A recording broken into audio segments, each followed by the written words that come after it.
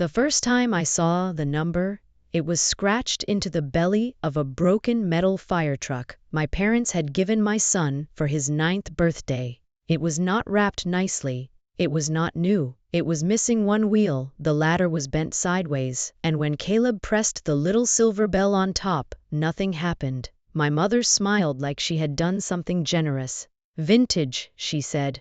"Boys like old things." My father did not smile at all. That night, after Caleb went to bed disappointed but polite, I turned the toy over at my kitchen table and saw 7 tiny numbers engraved beneath a flake of red paint. I almost ignored them. I almost put the fire truck in the donation box. But I am a history teacher, and history has trained me to look underneath ordinary things. Names carved into desks, dates on courthouse walls, footnotes people skip because they think the main story is already finished. So I wrote the number down. 3 weeks later, a private banker in Chicago looked at that same number, went pale, and asked me where I had found it. By the end of that month, I learned that the broken toy was tied to a sealed trust worth almost $40 million. By the end of that year, I learned my parents had known. And by the time a judge asked my father to explain why my dead husband's family records had been hidden in his basement for 12 years, the room became so quiet, I could hear my own breathing. Good day, dear listeners. It's Nora again. I'm glad you're here with me. Please subscribe to my channel and like this video, and also let me know in the comments which city you're listening from. That way I can see how far my story has traveled. My name is Claire Bennett. I was 42 years old when this happened, a widow, a mother, and a high school history teacher in St. Louis, Missouri. My life was not dramatic. I woke up at 5:40 every morning, packed Caleb's lunch, graded essays with one hand while drinking coffee with the other, and spent my days explaining to teenagers that the past is never really past. It waits. Families decide not to say. I lived in a small brick rental house, with a stubborn front door and a backyard that turned muddy every spring. My car was 12 years old. My savings account was respectable but thin. I had a pension plan, a leaking dishwasher, and a child who still believed every birthday cake should have blue frosting. Caleb's father, Daniel, had died when Caleb was 4. Daniel had been gentle in a way that made people underestimate him. He restored antique radios, remembered everyone's birthday, and read historical plaques wherever we went. He had grown up with almost no family. His mother died young, and his father, according to Daniel, had disappeared before he was old enough to remember him. He used to joke that he came from dust and library cards. When he died suddenly from an aneurysm, there was no estate to speak of, a used truck, some tools, a small life insurance policy that helped me keep us afloat. My parents stepped in then, but not in the way people imagine parents stepping in. They offered advice more often than help. My mother, Patricia, was polished, careful, and always concerned about appearances. My father, Warren, had spent 30 years as a commercial insurance broker. He understood signatures, liability, and how to make pressure sound like wisdom. They never liked Daniel. They said he was too quiet, too impractical, too hard to read. After he died, they became strangely interested in what he had left behind. Not emotionally interested. Not the way people ask for stories or photographs. They asked about paperwork. Did Daniel keep files? My father asked once, 3 weeks after the funeral. What kind of files? I said. Insurance. Family documents, old accounts. Men like him sometimes forget things. At the time, I was so tired, I barely registered it. Grief makes the world blurry around the edges. You answer questions because you do not have the strength to ask why they are being asked. I told him. Daniel kept a few boxes in the basement. 2 days later, my mother offered to help me organize. She threw away 3 bags of old receipts, broken radio parts, and newspapers before I even realized she had started. I remember standing at the basement stairs, holding Caleb on my hip, watching her seal a trash bag. Mom, I should probably look through those. She smiled without looking up. Honey, you're drowning. Let me do one thing for you. That was the first lesson I missed. In my classroom, I teach students that history is not only what happened, it is also Who had the power to preserve the record? For years, I believed my parents had simply been controlling in the ordinary way some parents are. Too opinionated, too proud, too quick to remind me of what they had done for me. When Caleb turned 9, they invited us to their house for cake. It was a Sunday afternoon in March, gray and cold, with rain clinging to the windows. Their house smelled like lemon polish and roast chicken. Everything inside looked expensive but untouched, like a room staged for people who never came. Caleb opened gifts at the dining room table. My sister, Ellen, sent a science kit. His best friend gave him a soccer ball. I gave him the drawing tablet he had been asking for since Christmas. Then my father placed a small cardboard box in front of him. There was no wrapping paper, just a shoebox with yellowing tape. My mother touched Caleb's shoulder. "This belonged to someone in the family," she said. I looked up. "What family?" She blinked, then smiled. "Oh, I don't know. Your father found it while cleaning." Caleb lifted the lid and pulled out the red fire truck. For a second he tried to be excited. He was a kind child, and kind children often perform gratitude before they understand disappointment. "Cool," he said softly. The toy was heavy, metal, probably from the 1940s or 1950s, but it was broken. The front axle sagged. The paint was chipped. One little door was jammed half open. My father watched Caleb's face too closely. "Not everything valuable looks shiny," he said. It was a strange thing to say to a 9-year-old. On the drive home, Caleb held the fire truck in his lap. "Mom," he said, "why would Grandpa give me something broken?" I gave the kind of answer mothers give when they are trying to protect both the child and the truth. Maybe he thought it had character. Caleb looked down. "Can we fix it? We can try." That night, after he went to sleep, I sat at the kitchen table with the fire truck, a mug of tea, and the stack of ungraded reconstruction essays I had promised myself I would finish. The toy left little red flakes on the table. I turned it over to see how the wheel attached, and that was when I noticed the engraving. Not stamped, not printed, engraved by hand. A small sequence of numbers and letters. B472196C. I remember saying it out loud, not because it meant anything to me, because it felt intentional. Teachers know the difference between random marks and marks made for a reason. A bored student's doodle is different from a date underlined 3 times. A name scratched into a desk is different from a formula hidden in the margin. I took a photograph. Then I did what tired mothers do at 11:30 at night.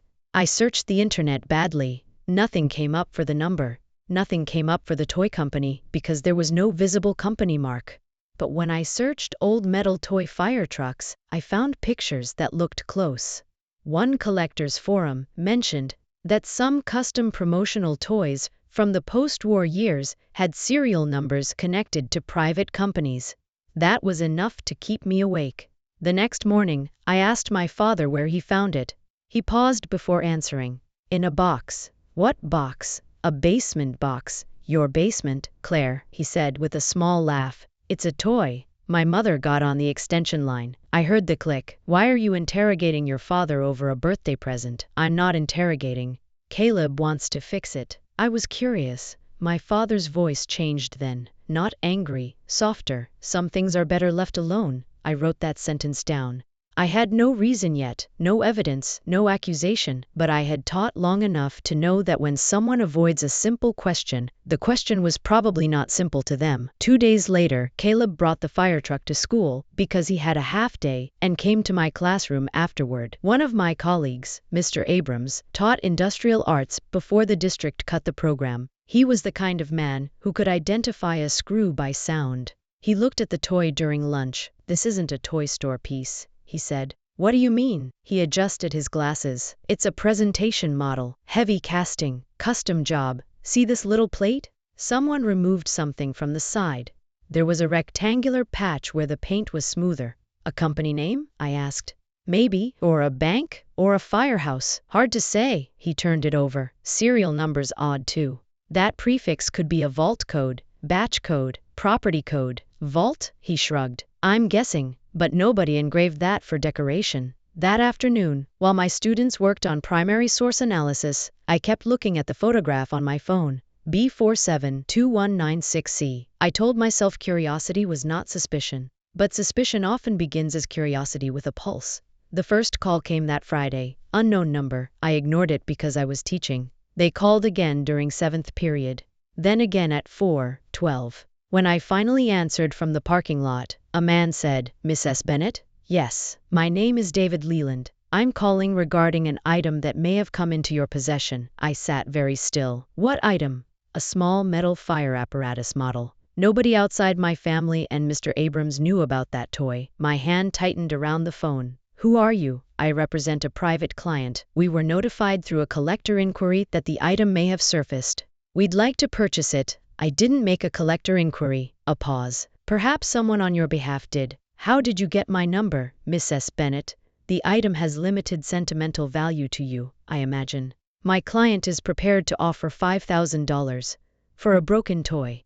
I looked across the parking lot at Caleb waiting near the flagpole, his backpack too large for his shoulders. "I'm not selling anything." "10,000, he said immediately. That was when I understood this was not about a toy. I did not tell my parents about the call. I did not call the man back. I placed the fire truck in a shoebox, wrapped it in a towel, and put it in the cabinet above my refrigerator, behind the holiday cookie tins. Fear is strange. It does not always make you small. Sometimes it makes you organized.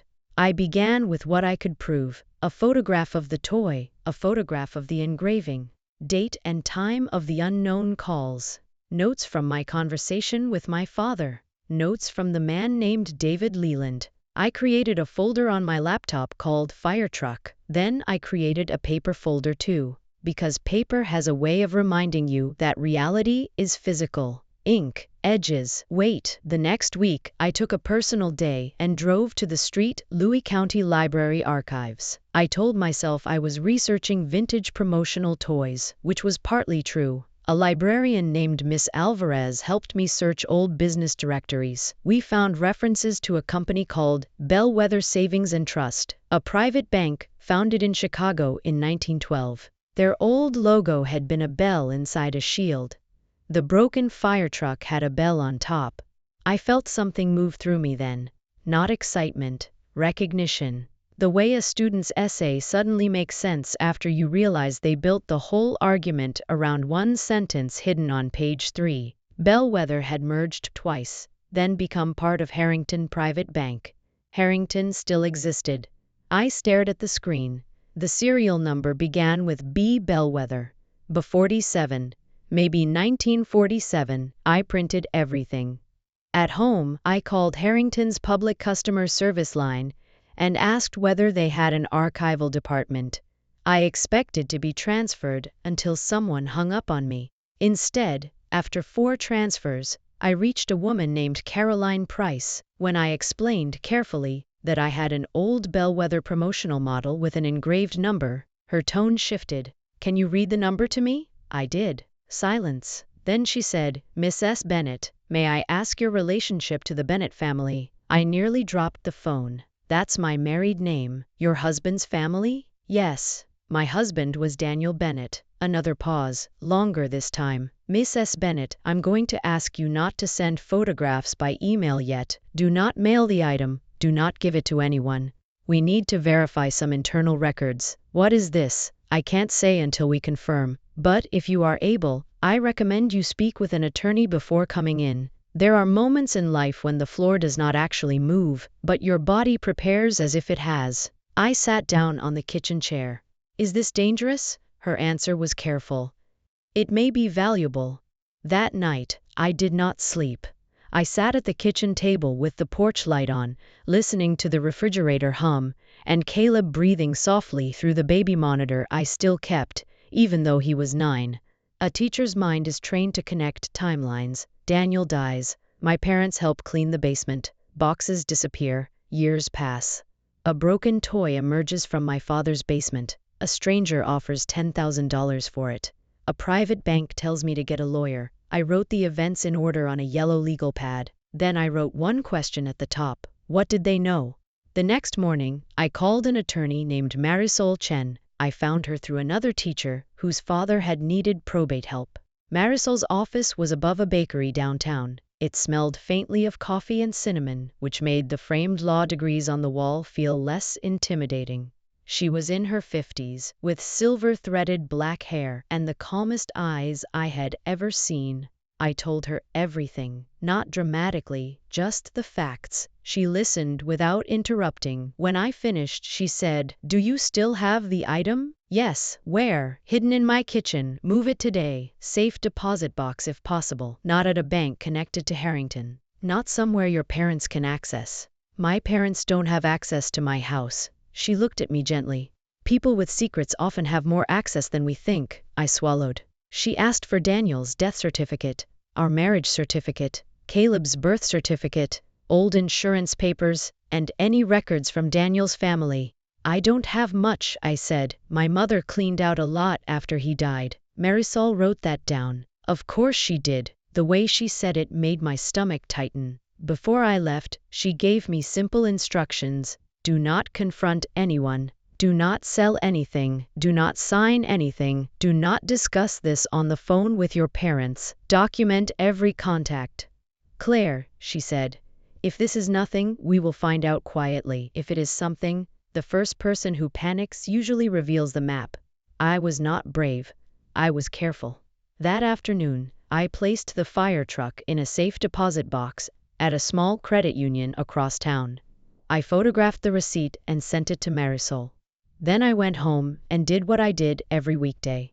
I made pasta. I checked Caleb's homework. I graded essays about the Compromise of 1877. Life has a strange cruelty to it. The ordinary does not stop just because something enormous has entered the room. 3 days later, my mother came over without calling. She never did that. She stood on my porch in a beige coat, holding a casserole dish. "Can I come in?" Caleb was at soccer practice with a neighbor. I let her in but kept my phone recording in my cardigan pocket, just like Marisol had told me to do if any unexpected conversation happened. My mother placed the dish on the counter. "Your father is worried about you." "Why?" She looked around my kitchen, her eyes landing briefly on the cabinet above the refrigerator. "You've been asking strange questions. About a toy?" Her smile was thin. "It was a mistake to give it to Caleb. Your father gets sentimental." "About whose family?" She sighed. "Claire, you always make things harder than they need to be." There it was. The family motto. Not truth, not kindness, ease. I poured coffee because my hands needed something to do. "Mom, where did Dad find the toy?" "In storage." "What storage?" She looked at me then, and for 1 second I saw fear under her polish. Then she covered it. "You should give it back." "Why?" "Because it may belong to someone else." "Who?" She picked up her purse. "You have a child to think about." After she left, I locked the door and stood in my kitchen for a long time. That was not a warning. That was a threat wearing perfume. Marisol filed a formal inquiry with Harrington Private Bank. She did not mention the toy in detail. She requested archival trust information connected to the Bennett name, Bellwether Savings and Trust, and the serial number. Banks do not move quickly for ordinary people, but private banks move very quickly when old liability is involved. Within 2 weeks, we were invited to a meeting in Chicago. Marisol came with me. The Harrington building had marble floors, quiet elevators, and flowers so perfect they looked replaced before they had a chance to wilt. Caroline Price met us in a conference room with frosted glass walls. She was professional, careful, and visibly nervous. Another man sat beside her. He introduced himself as Thomas Greer, senior counsel. He placed a folder on the table. "Miss S. Bennett, the item you described appears to correspond to a bellwether custodial marker issued in 1947. "A marker?" I asked. Caroline nodded. "In certain private family trusts, physical objects were used as secondary identifiers before modern digital systems. They were not keys exactly, more like corroborating artifacts tied to account ledgers." Marisol leaned forward.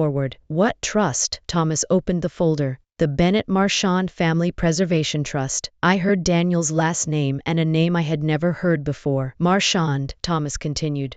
"The trust was established by Eleanor Marchand Bennett in 1947 for the benefit of her descendants. The last recorded direct descendant in our incomplete file appears to be Daniel Paul Bennett." My throat closed. "My husband, yes, and after him, if he had a child," Thomas said, "then the beneficial line may continue to that child, Caleb." I looked down at my hands. What is it worth? Thomas did not answer right away. Marisol did. Please answer the question. Caroline folded her hands. Approximately $40 million in managed assets, pending verification, accrued distributions, and legal review. The room went quiet. $40 million is not a number the mind accepts all at once. It becomes abstract, unreal, like the population of a country in a textbook. I thought of Caleb's shoes with the worn-out heel, Daniel's hospital bill. The winter I kept the thermostat at 64 and told Caleb we were making the house cozy with blankets. Then I thought of my father saying, "Not everything valuable looks shiny." Marisol asked the question I could not. Why was Mrs. Bennet never notified? Thomas Greer's expression tightened.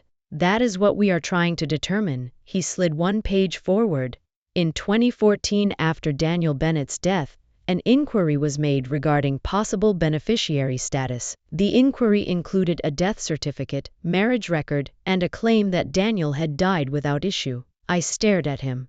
That's impossible. Caleb was 4. Thomas nodded slowly. The statement was notarized. By whom? He looked at Marisol, not at me. Warren Ellison. My father. My maiden name was Ellison. For a moment, I could not hear the room. I saw only my father at my dining table, after Daniel's funeral, sorting papers into neat piles. My mother carrying trash bags up from the basement, the way they had both said they were helping. The truth has a weight of its own. When it lands, it does not shout. It settles into your bones. On the train back to Street Louis, I sat beside Marisol and watched flat winter fields pass the window. I did not cry until we crossed into Missouri. Marisol handed me tissues and said nothing. That was one of the reasons I trusted her. She understood that silence can be a form of respect. When I got home, Caleb was asleep at my neighbor's house. I stood in his empty room and looked at his solar system posters, his sneakers, his stack of library books. The money did not feel like a gift. It felt like a crime scene. My first instinct was to call my father and ask how he could do it, but history teaches patience. You do not confront a forged document with an emotion. You confront it with the original record. So we began the work. Marisol hired a forensic accountant named Paul Ridley, a quiet man who wore suspenders and treated bank statements like witness testimony. He found that after Daniel's death, several small transfers had been made from an old dormant account connected to Bellwether's predecessor records. Not millions, just enough to show access. Consulting fees, archival research fees, administrative reimbursements paid to a company called Ellison Risk Advisory, my father's company. Then Paul found something worse. In 2015, a petition had been prepared but never filed in Cook County Probate Court. It asserted that Daniel Bennett had no surviving spouse or child with a valid claim. Attached to the draft were copies of documents from my own house, my marriage certificate, Daniel's death certificate, a photocopy of Caleb's birth certificate with the child's name blacked out. I remember touching that page with one finger, as if it might burn me. Why black out his name? I asked.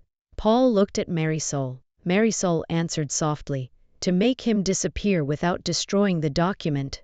That night, my father called. I let it go to voicemail. His message was calm. Claire, your mother tells me you've been upset. I think you may have misunderstood some old family paperwork. These matters can become expensive and embarrassing. Call me before you create problems you can't control. I saved the voicemail. Then he emailed me. The subject line was, Family Resolution. Inside was an offer. He and my mother would give me $250,000 immediately if I signed a confidentiality agreement, returned the fire truck, and agreed that any historical family claims connected to Daniel were unsupported and abandoned. I read the email 3 times, not because I was tempted, because every sentence was a confession wearing a suit. Marisol's reply was only 4 words. Do not respond directly. She sent a preservation letter to my parents, my father's company, and David Leland, the man who had called offering to buy the toy. Within 48 hours, David Leland disappeared. His phone number disconnected. His website vanished. His LinkedIn profile went private. But people like that leave paper behind. Marisol's investigator found that Leland had worked for years as a heritage asset consultant, which sounded harmless until you understood what it meant. He helped wealthy families locate, suppress, transfer, or quietly purchase disputed heirlooms tied to trusts and estates. One of his past clients was my father. That was the point of no return. Until then, some small, grieving part of me had wanted an explanation that hurt less. A misunderstanding, a technical error, a misguided attempt to protect me. But the evidence no longer allowed a kinder version. My parents had not stumbled into this. They had planned around my exhaustion. They had used the fog of my widowhood as cover. They had erased Caleb on paper, because erasing him in person was impossible. 2 weeks later, my parents asked to meet. Marisol said no at first. Then she said yes, but only at her office, with her present and with everything recorded. My mother arrived wearing pearls. My father wore a navy suit and carried a leather folder, as if this were a business negotiation and not the collapse of a family. He greeted Marisol politely. Then he looked at me. "Claire, you've been manipulated." I almost laughed, but I did not. That was another thing teaching had given me. The ability to sit calmly while someone said something completely untrue. "By whom?" I asked. "Lawyers, bank people. They see a large number and they circle," Marisol said. "Mr. Ellison, this meeting is being recorded." I assumed as much. My mother reached across the table. "Honey, we were trying to protect you." I looked at her hand, but did not take it. "From Caleb's inheritance?" Her mouth tightened. "You don't understand what that kind of money does to people." "No," I said. "I understand exactly what it does to people." My father opened his folder. "I am prepared to make a generous settlement, more generous than the last. $2 million. Tax structured, no court, no publicity. You can pay off your house. Send Caleb to college.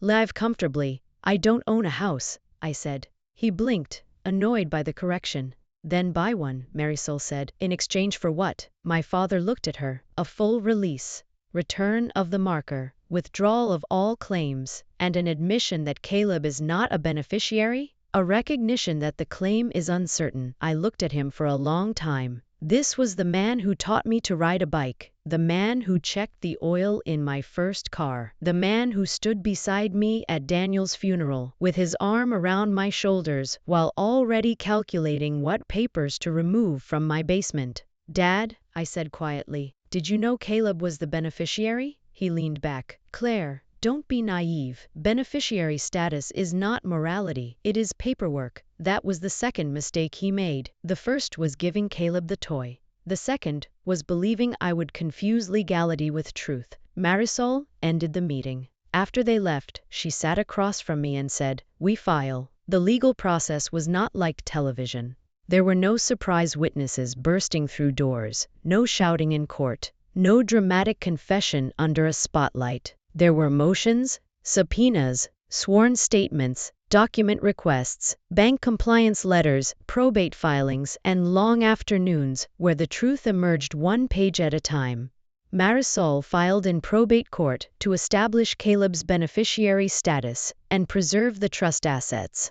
She also filed a civil complaint against my father, his company, and unknown co-conspirators for fraud, conversion, tortious interference, and concealment. Harrington froze the disputed accounts pending court order. My father hired a firm with glass offices and attorneys who used phrases like mischaracterized involvement and good faith administrative assistance. Their strategy was simple: make me look confused, make Daniel look disconnected from the Bennett line, make Caleb look legally inconvenient, make the judge believe this was a family misunderstanding inflated by greedy lawyers. But records have memories people do not control. Harrington produced scanned ledger pages from 1947 showing the fire truck marker, the trust number, and the Bennett-Marchand line of descent. A retired archivist testified that the marker was part of a set of 12 objects created for family branches after a warehouse fire destroyed some original records. Then came Daniel's records, a church baptismal certificate from Illinois, a sealed adoption-related file, a letter written by Daniel's grandmother, naming him as Eleanor Marchand Bennett's great-grandson. Daniel had not known. Or if he had known pieces, he had never understood their meaning. That hurt me in a different way. He had lived modestly, kindly, quietly, with a fortune sleeping behind a door no one had shown him. Then came my father's deposition. I attended against Marisol's advice, not because I wanted revenge, but because I needed to hear the truth enter the room.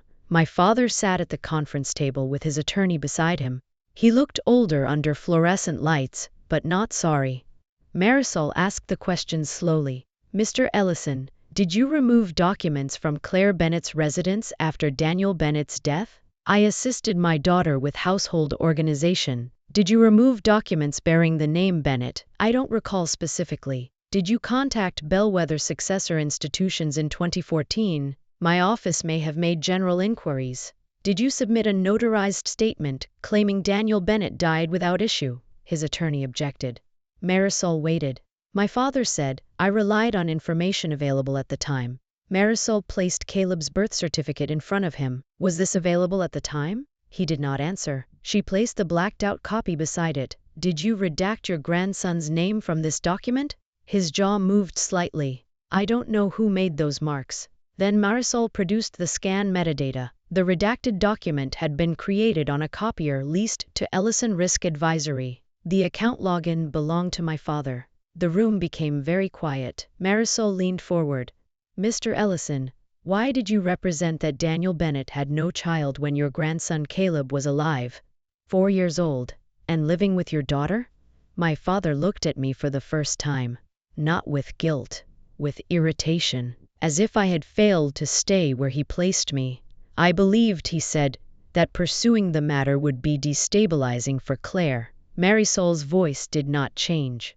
So you lied to prevent your adult daughter from learning her son may be heir to a multi-million-dollar trust? I made a judgment. No, Marisol said. You made a false statement. That was the moment his story began to collapse. After the deposition, Harrington's counsel referred the matter to federal authorities because the trust involved interstate banking records and fraudulent financial submissions. My mother tried one last time. She came to my school. That angered me more than anything else, not because she came to me, but because she came where my students were, where I had spent years building a life based on trust, patience, and truth. The secretary called my room during planning period.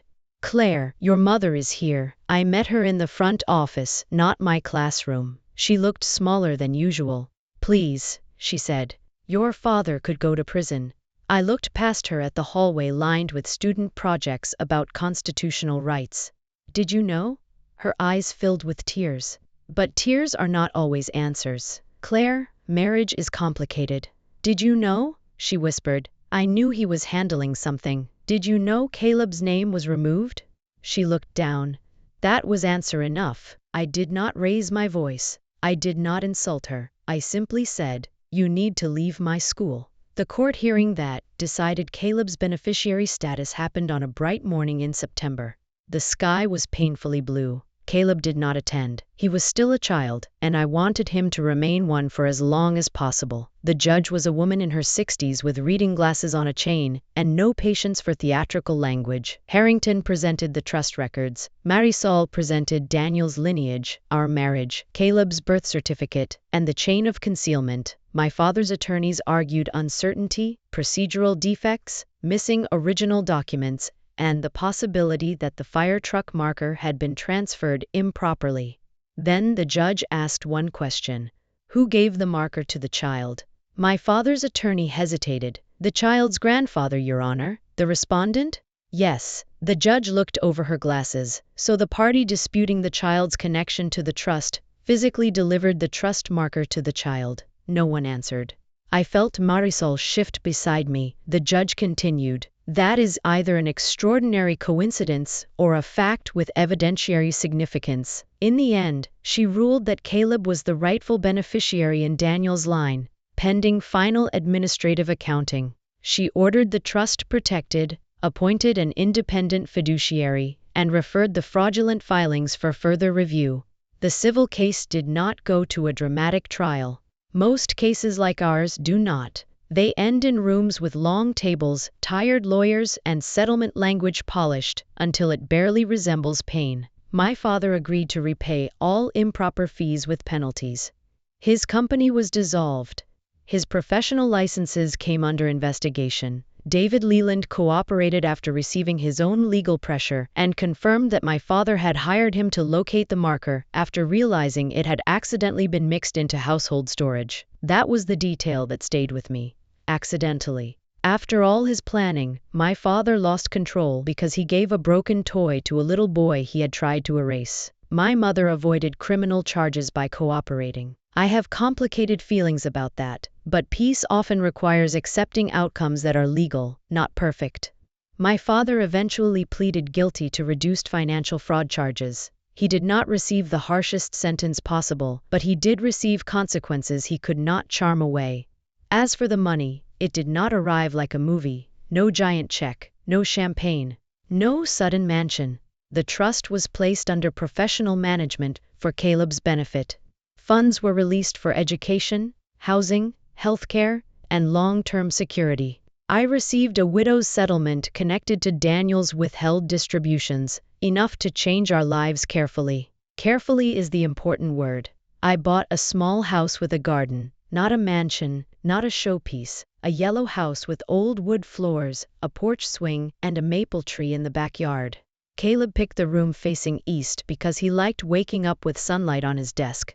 I kept teaching. People ask me why. The answer is simple. Teaching was mine before the money. I did not want fraud to take my work from me too. But I changed some things. I stopped tutoring on weekends. I took Caleb to Maine because Daniel had always wanted to see the lighthouses there. I started a scholarship fund for students who had lost a parent.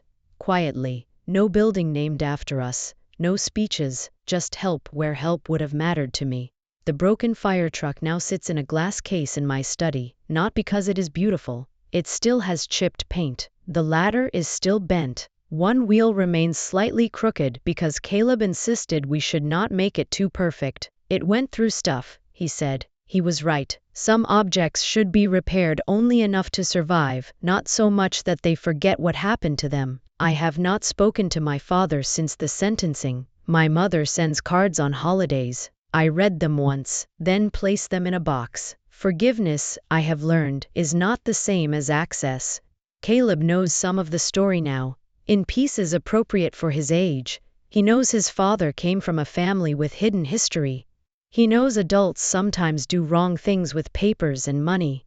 He knows the truth came out, because we kept records and asked questions. One day, when he is older, I will tell him more. I will tell him that his father was not rootless. I will tell him that people tried to write him out before he understood his own name. And I will tell him that he was never rescued by money. He was protected by truth. That is, sometimes it brings a casserole. Sometimes it says it is protecting you. Sometimes it wears your family name and speaks in a calm voice. But truth has habits. It leaves marks. A number under chipped paint. A copied document. A missing box. A sentence said too carefully. I used to tell my students that history belongs to those who preserve the evidence. Now I tell them something else too. Your life is also an archive. Keep your records. Trust your questions. Notice what people ask you to ignore. I did not become free because I found $40 million. I became free because I stopped letting other people decide which parts of my story were allowed to exist. So tell me, dear listeners, what would you have done if a broken toy revealed that your own family had hidden your child's inheritance? Would you have confronted them right away, or would you have stayed quiet and gathered the proof? Share your thoughts in the comments, and if this story stayed with you, please like, subscribe, and pass it along to someone who needs to remember that even the smallest clue can carry the weight of the truth.